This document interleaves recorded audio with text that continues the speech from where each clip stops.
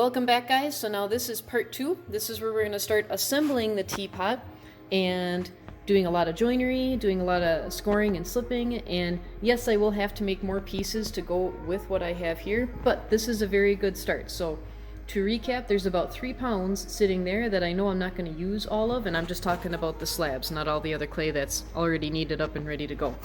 And then this was the remainder of the 5-pound chunk that I had, so that's about 2 pounds sitting there waiting to be used for other parts of the teapot. So I'm going to set this up and I'm just going to start assembling, and I might stop once in a while to show you joinery and show you certain techniques, but it's not going to be a tutorial on that. It's going to be more on larger sculptural assemblage, but in this case we're making functional sculpture because we're doing a teapot. Alrighty, here we go. Okay guys, so some of the things that you may or may not need if you have your, this is again for my students, but anybody else that wants to try this, you'll need some sort of sponge. I love my little skinny sponge here, so if anybody ever wants to invest in one of these, it's Mud Tools. Got it for a Christmas present, like one of the best sponges ever.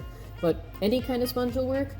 Definitely gonna need ribs because it'll help with smoothing certain areas and joints later on. Needle tool, because at home I don't have a serrated rib, so that's something I'm going to have to probably invest in sometime, but a needle tool for slipping and scoring because it's great. Detail tool also if you got it for things like that.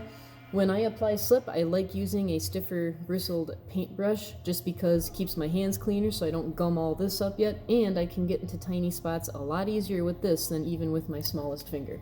Couple other things if you've got them, like some sort of scraper or putty knife works well, and then if you've got any wooden or plastic tools with sharper points on them, just to get in tiny areas if you need them. You may or may not, but again, for my students that have things at home, you should have all this stuff in your bucket.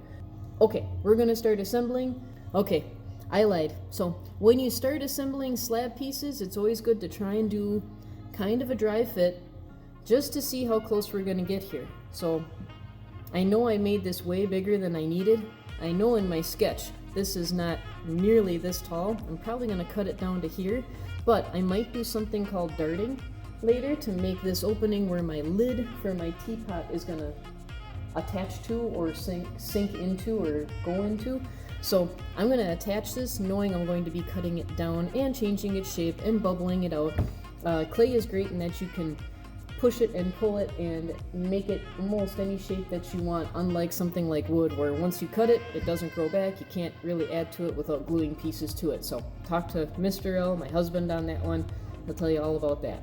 But anyway, when you start assembling, just dry fit it, get a feel for it, and then actually just start cutting into it with your bevels and attaching, and we'll go from there. So I'm just going to start a little bit, and then I might stop down the road and do some close-ups of how to do some joinery so you can see exactly what I am doing.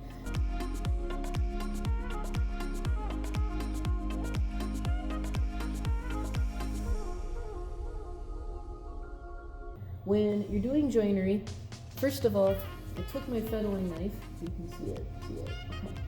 Took my fettling knife and I put a bevel where I put a miter on the 2 edges of the pieces of the ends of the clay that I want to connect to.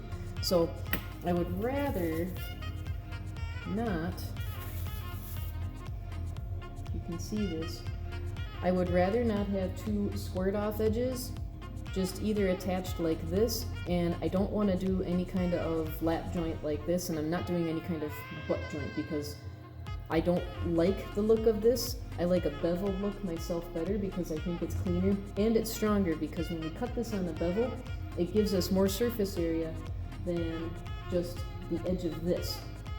And so if I can make the surface area bigger, that means the clay has more to grab onto when I do score and then add slip to both in one of these sides.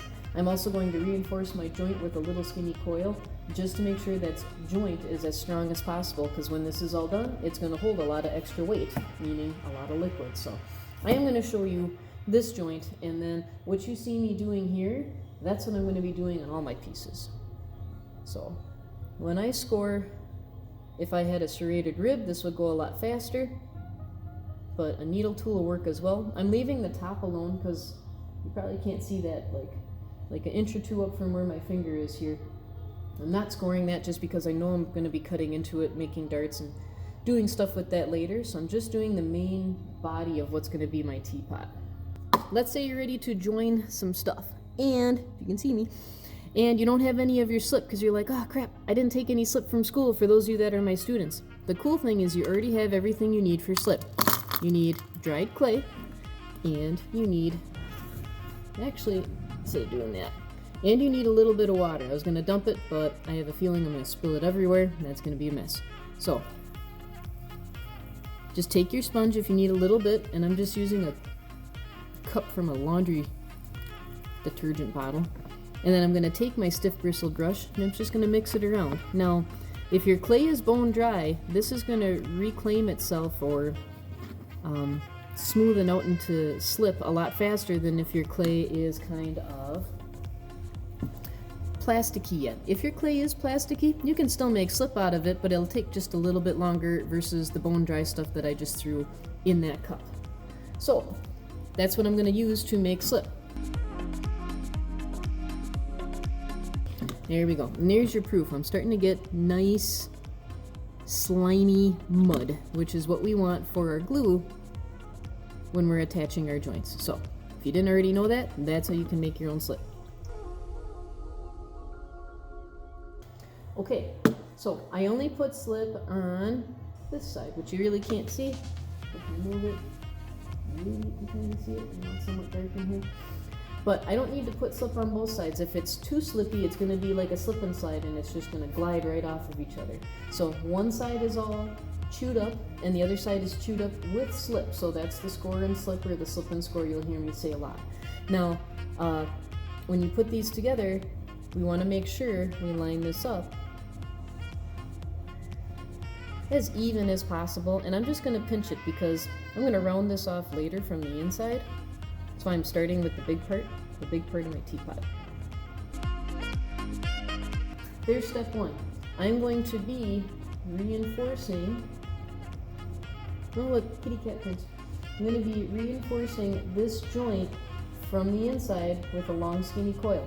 I'm going to dip into that 2-pound chunk of clay that I have, knead it up, and roll out a little coil that I can insert up in here with some scoring and slipping to reinforce this joint, and then I can make this shape more of how I want it.